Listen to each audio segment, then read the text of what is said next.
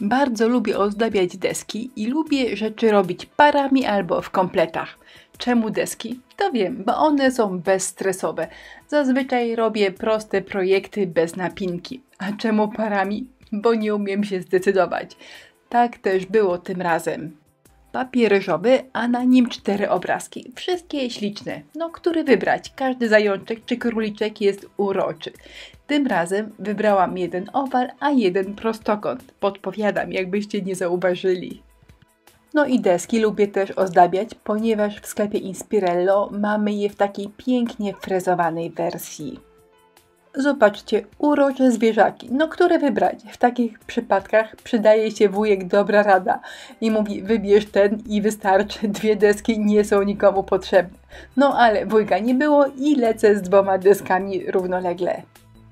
Są prawie identyczne, więc jeżeli będzie to miało sens, to pokażę także, jak robiłam drugą deskę, ale tak będę Wam pokazywała albo na pierwszym, albo na drugim przykładzie.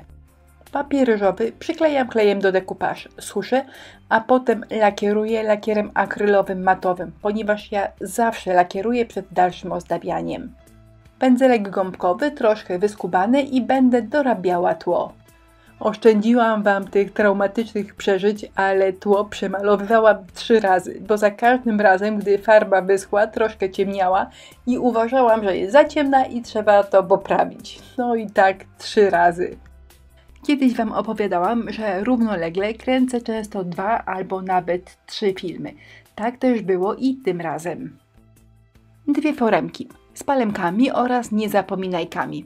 Wycisków robię troszkę więcej, ponieważ przydadzą mi się zarówno do desek, jak i do następnej pracy, czyli do stroika. Do wycisków stosuję masę super lekką.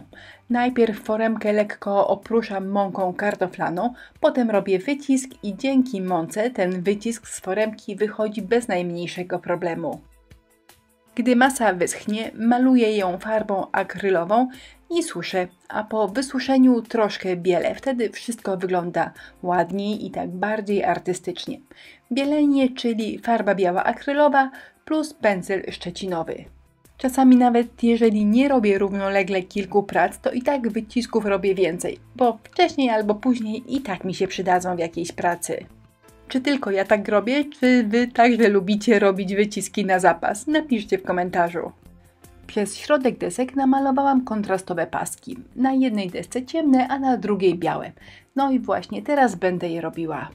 Najłatwiej je zrobić, gdy użyjecie do tego taśmy malarskiej.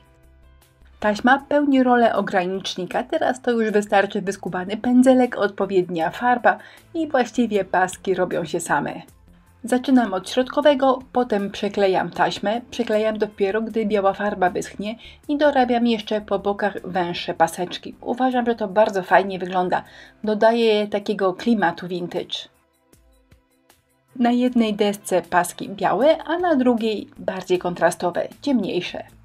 Niestety jak biała farba wyschła, przestała być widoczna, te wąskie paseczki praktycznie zniknęły, więc doszłam do wniosku, że troszkę je podcieniuję. To zawsze dobrze wygląda, no i wyciąga wszystko do góry. Obrazki miały bardzo ładne ramki, ale podczas domalowywania tła troszkę się zamalowały, gdzieś zniknęły, prawie ich nie widać. Pomyślałam, że poprawię je konturówką, a właściwie, że dorobię rameczkę konturówką, bo takich pięknych zawijasów, jak były oryginalnie, to ja namalować nie potrafię. A że deska jest bezstresowa, to pomyślałam, że wybiorę taką najprostszą rameczkę, która zawsze wychodzi. Od środka to jest po prostu C, potem kropka, potem znowu C, kropka, no i tak lecę naokoło. A na zewnątrz kropka, kreska.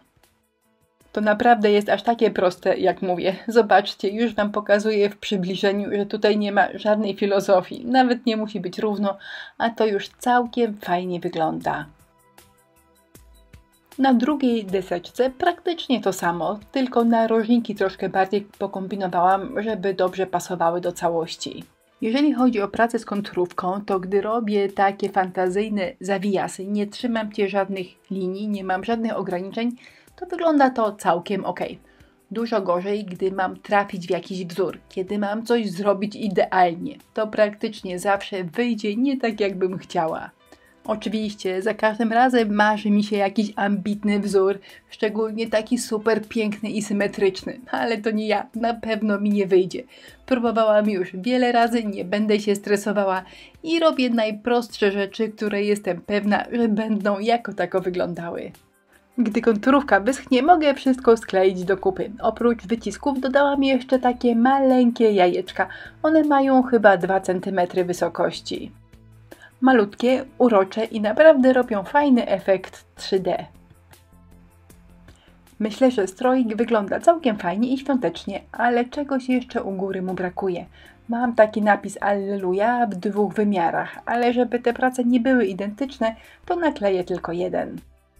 Potem jeszcze sisal, sznurek i moja ulubiona odbitka w masie super lekkiej. Gotowe. 2 deski. Podobne, ale nie identyczne, są gotowe. Zabieram je do kuchni. Jedna będzie stała na oknie, a druga na meblach i niech robią mi już świąteczny klimat. Jeżeli zajączkowe deseczki Wam się podobały, to zapraszam, ponieważ w opisie wideo zostawiłam Wam linki do wszystkich produktów, których używałam w filmie.